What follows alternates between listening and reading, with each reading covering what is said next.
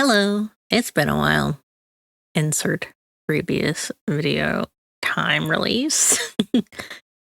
And if you're new here, I'm Alma. I guess I've never really introduced myself. So, hi, I'm Alma. This is a bit of a different video / format. It's somewhat of an update, but more so a prelude to what video I'm going to be posting soon. The Miserably Beautiful manga. Unfortunately, I've hit a bit of a problem with the next video where I just can't make it the way I wanted to. My skills don't meet where they should be to edit the video how I wanted. The script wasn't quite what I wanted it to be, nor was it bad the way it actually turned out. But it's still unfinished in places, and I just don't have the skills or time to really finish it. So the video will be releasing in a semi-finished state soon. It will be loose edits and such, but it shouldn't feel like it's missing anything. Overall, I'd like to move on to other projects, but I also know if I leave this video in the oven or just in drafts, it won't ever be done. And I would rather be able to share it than just let it rot. I'm also overall making some changes to the way I'm working, so hopefully future videos won't take quite as long to get done and be like every few months rather than, you know. But for now, I hope you understand I kind of need to be able to move on with other projects. It's been a busy few months for me. I did overtime work past couple months. I have done freelance work. I did get some streaming in, and that was more like my own free time. That took some of that, but in a really nice way. I also had some personal events happen that kind of affected everything that I did. So I hope you understand. When it comes to the scope of the coming video, I had actually wanted it to be even longer, stretch even wider, and just have a lot more stuff. But I just couldn't work it into the script in ways that felt natural. I couldn't edit it in places that felt like it worked really well. So that's what this video is. The Prelude. My solution is to more casually talk about some of the things that I wanted to mention and blab about that, while would have worked within the topic, are a bit locked in time and place of the past year or two, or seemingly very, very off focus from what the video was meant to showcase, but still add relevance to the conversation in other ways. The focus of the upcoming video is on two particular artists, but there was a lot of other artists that I considered at the time. I won't go into all of them, but some probably still need to be highlighted in order to better make points about some of the things that I do end up talking about. So when it comes to manga and the way stories capture the idea of atmosphere that comes with misery, they tend to lean into general horror ideas of being either gory or like lightly spooky. But there are some series that do their best to marry the brightest parts of life to their stories in order to make the darkness feel truly dark. Stories like Oyasumi Poon Poon actually capture that in a fairly realistic sense. There are ways we can see parts of the world and its beauty that just feel so alive and vibrant, make us feel and realize the way we value that around us. And then there are parts where we forget the sky even exists, that our immediate life is so deeply piercing us and boxing our options and time and life that stars don't really matter, no matter how beautiful they are. Berserk is probably another version of this in some way. To live in brutal individuality where you cannot even be safe among those that accept you, only to find something more bright and beautiful to live for, and then have that drowned again by someone you believed was looking out for you the way you looked out for them. Both are drawn in near realistic levels of detail with care and thought that you cannot call anything but beautiful. That's what I want to talk about in a way. How, even in talking about making something horrific, that there is this deliberate choice to make the beautiful detail that goes into these tales art. So, art. In art, you can very purposefully create and set scenes that have deliberate lighting, deliberate textures and style choices. Artists can inch these into their work in order to accommodate how you feel reading and looking at their work. Part of the reason a Junji Ito adaptation never feels like a Junji Ito work, and why it fails to be visually engaging in the way that his manga are, is in part because of this. As a storytelling medium, manga stuffs these techniques artists use into the ability to make your reader pace themselves and their engagement with it. You've probably heard of how the page turn horror works and how Junji Ito's works use this to create shock horror through the book. He sets up a scene, you can feel it coming because of the progression, and so when you flip the page to see this horrifying image, it is genuinely shocking. But in this, Ito also is using all these artistic choices for what he sees as fitting the scene. So when a show is just recreating the scene frame to frame, they're not really understanding the visual language of what's happening. Tomi is a pretty general example of what I'm talking about. In the first 3 chapters, you get a lot of interesting panels where there are just panels that outline expressions that purposefully darken around characters entering frames or hiding in shadow. There are lines that are jagged but still defining enough to create images of people running, turning swiftly, or sudden jolts. In some moments of progression, there is a buildup of frames, just setting the scene, no dialogue or anything, just the circumstances leading into it, even if it's the same location. And all at once, the horrifying visual comes at the end of each chapter, sprinkling more and more as the arcs progress. In addition to that, the story itself is compelling. A woman so beautiful that men feel compelled to enact the brutal death she's always destined to live, being dismembered. Yet some part of her will always escape. It's interesting, and the series, being as old as it is, shows a lot of the way Ito's work changed over time. Not just in story, but his choice in paneling and framing. In his development of anatomy and style, the way he places these details across the environment, and the way he appeals to his reader, it's all this complex weaving that is just beautiful. So it's not just about the real obvious beauty of the stories, but the way in which the creator has chosen to present it.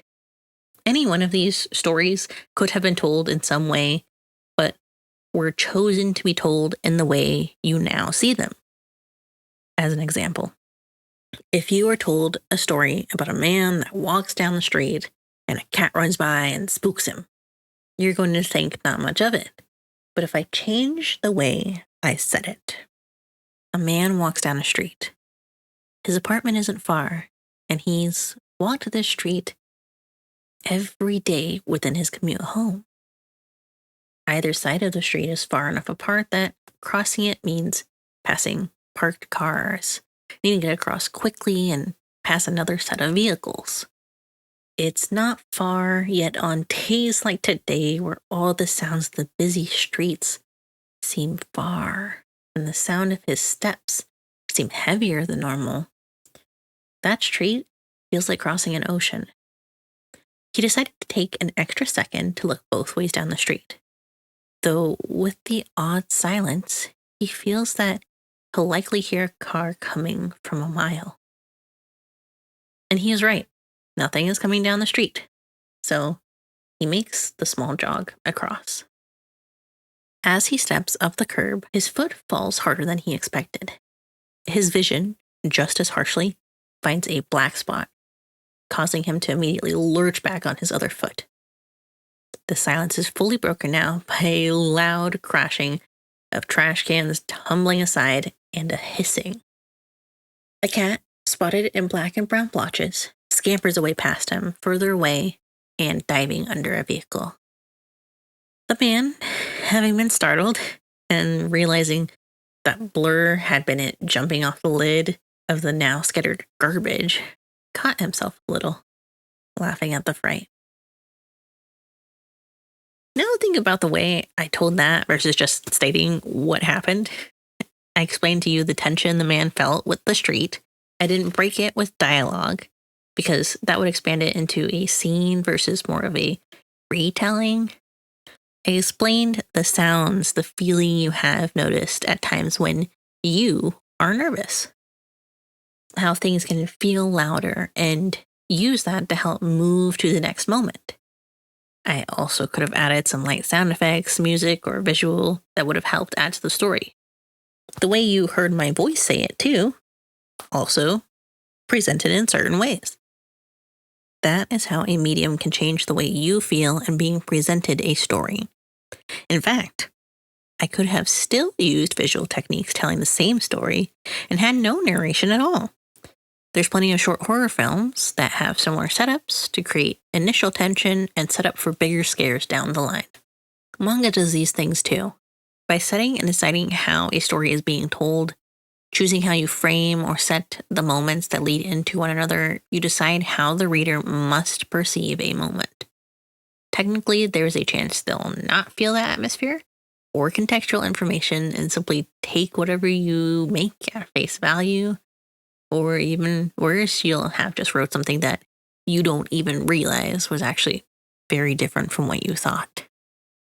This is seemingly off topic, but a lot of really miserable manga talk about fairly uncomfortable topics and present them very purposefully in certain lights to establish the context in which the creator wants the reader to view them.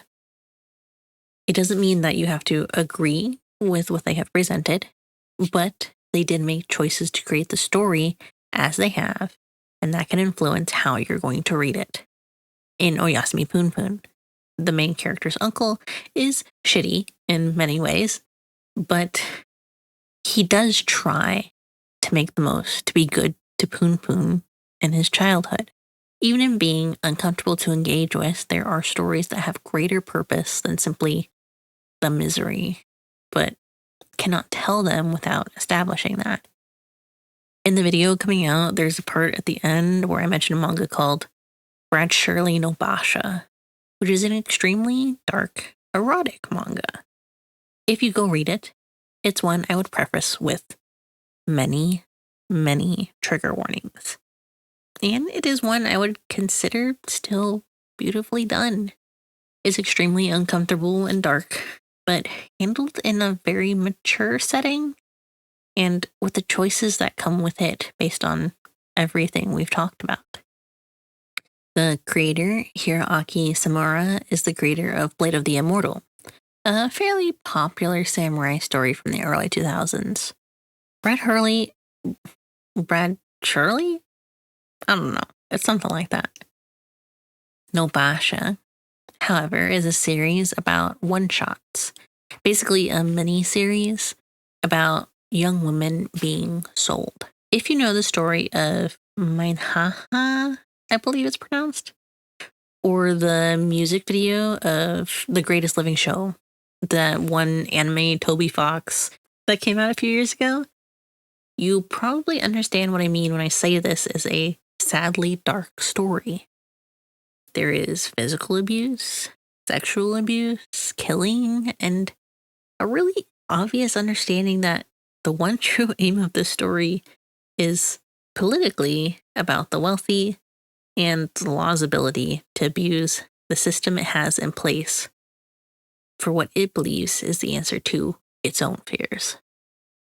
That being that, they use comfort women to quell the growing problems in prison riots.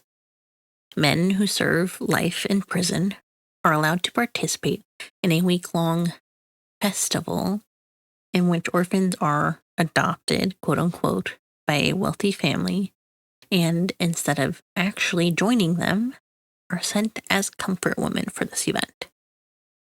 All of the style and story are gruesome in detail, but are not focused on capturing the acts as time goes on. It's written and highlights the obvious abuse of power of everyone involved. There's an entire chapter about how a reporter arrested talks a little too much about his theories behind the event. That the men who are there for life are chosen because they'd never be able to tell anyone about what happens anyways. That any abuse inflicted is already being added to their longer sentences. Even as the story goes on and war breaches the horizon, the government is able to cover up any problems before the story reaches the public.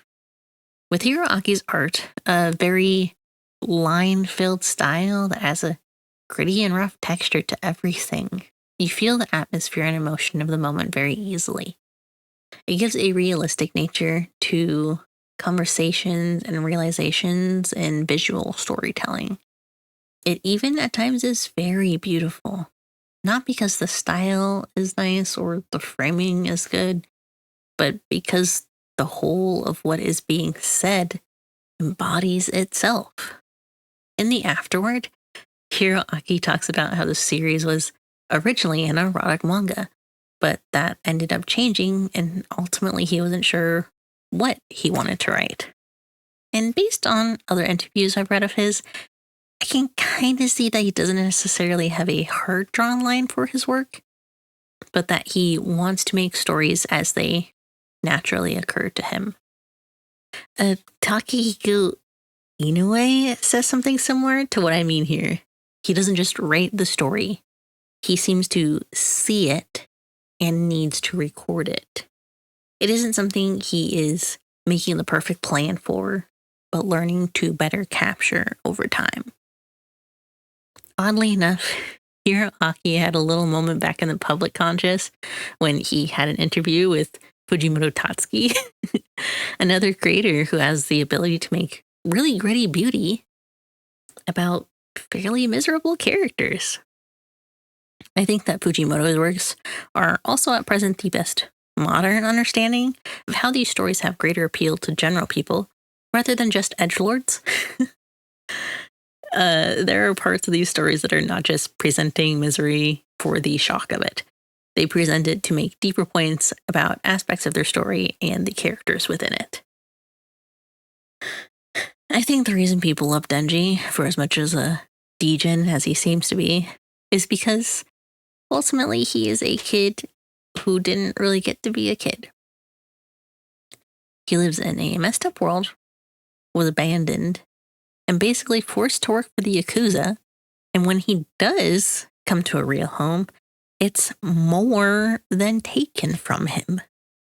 In a way, the story is really expressing a lot about the miserable way some people end up being manipulated simply because they wanted to survive or be happy. And I think that is why Red Hurley Coach ends up the way that it does. There becomes a point where you're not thinking about the erotica. You're thinking about the people being abused by this man-made cycle. There's less scenes about the abuse and more about how a lie by the government can be discovered by the memories of those living through that lie. In a way, the upcoming video is about the phenomenon of horror, thriller, and so many more manga's ability to be beautiful and how it convinces you of that. and really the way that some people, some creators approach that. But I wanted to especially highlight the two creators I talk about in the main video because I really love them. I love the way their works present and embody itself. These topics also kind of presented themselves to me in the course of thinking about this topic, the stories themselves, and I just couldn't properly fit it into the video. So it mainly focuses on how the art itself conveys the story. I admit some of this was tangential, and there's even a part of this video that I cut out, but I wanted to talk about them when I could. I hope you'll still enjoy the video. Maybe some of my points that I've made here will make more sense then. I just really didn't want to restart work on the video when I had originally written it early this year and got to this point after 5-ish months later, because restarting from scratch would mean another 3-ish months. Honestly, I still have way more I wanted to talk about in regards to the general works and the artists, but maybe another time. If you enjoy this video, I encourage you to subscribe and check out the video tomorrow, or whenever I end up actually uploading it, or anything else on my channel, as well as future videos I make. If you want to just hear me babble about anime and manga and video games, I also stream over on Twitch somewhat regularly. I have something of a schedule over on Twitter and Blue Sky. I also vibe tweet and post art. Everything that you see tends to be stuff that I draw. So when I say I make almost everything in my videos, it's really like a small 5% that is like the extra material. The media itself that I end up talking about is usually the thing that I'm pulling from other sources. Everything else you see, I do. So thank you for watching, and I hope to see you when I talk about some beautiful misery.